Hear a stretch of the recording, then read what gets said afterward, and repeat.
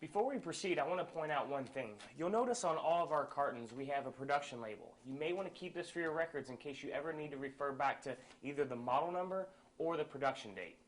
Now let's go ahead and open our box and see what we have to work with.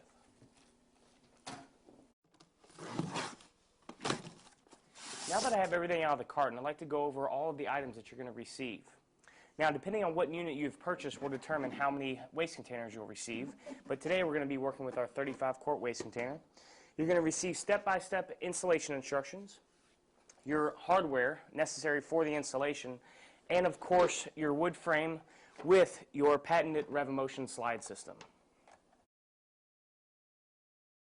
These are the tools you'll need to make your installation easier. First of all, you're going to need a tape measure and pencil. You'll need a Phillips head screwdriver. An 8mm nut driver or an 8mm wrench will work, a flathead screwdriver, a drill with Phillips head bit, and a speed square.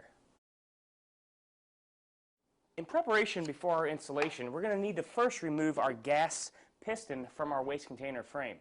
Using a flathead screwdriver, it's easy to go ahead and pry the retainer clips up and remove those out of the way, and then you can gently remove the piston from the arms. Then we will gently remove the slides from the waste container frame. We're now ready to install our rear mounting bracket, but before we do so, we need to draw a line at 12 7/8 from the floor of the cabinet. Using your speed square, this will help you draw a line so you can mount your bracket square. Now that we have our line drawn, we're ready to install our rear mounting bracket. One important note is that you'll notice that in our brackets we have a middle slot here. You want to make sure that you're screwing into the middle of the slot just in case you need to adjust your bracket either left or right.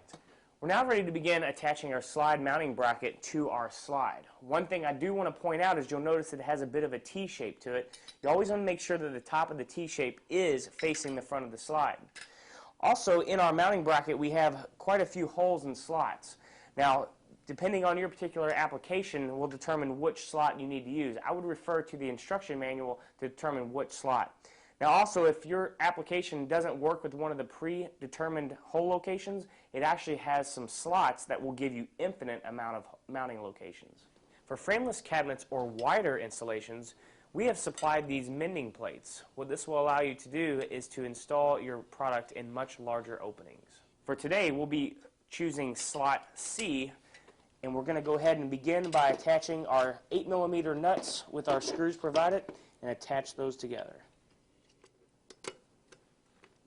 We're now ready to begin by attaching our slides to our face frame of our cabinet, but before we do so, we need to actually measure from the floor of our cabinet up 10 11/16 for the proper hole location. Next, we're going to grab our slide and we're going to go ahead and install it into the socket in the rear of the cabinet, and then we'll proceed by screwing that into the face frame. One thing I want to point out is you want to make sure that that line that you drew at 10 11/16 is at the bottom of this bracket. Next, we're going to take our top mount frame and we're going to reinstall it into our slide assembly. And once you have it installed, you want to make sure and cycle the unit a few times just to make sure everything is gliding perfectly. Now we're ready to install our adjustable floor mounting bracket. Once you've installed the floor mounting bracket to the slide system, you want to be absolutely sure that the foot is perpendicular to the floor. Next, we're going to grab our door and we're going to mount it to our waste container. We have supplied you with some double-sided tape, which you will go ahead and apply to the door mounting brackets as shown, and then you can attach your door.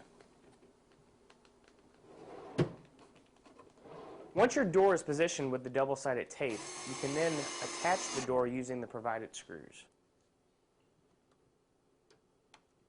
Now that we have the door attached, this unit comes with our patented door mounting kit. This kit will allow you to adjust your door either up and down or left to right depending on where you need to be. Now that we've finished installing our door, we're ready to install our gas piston. I do want to point out that you want to make sure that the reservoir end is at the top. Attach the gas spring to the 10mm stud and then reinstall your clips.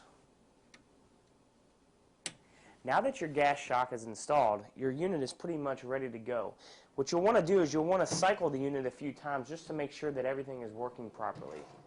To finish our installation, we're going to go ahead and install our rear storage bin, and then we're going to grab our 35-quart waste container and simply drop it in.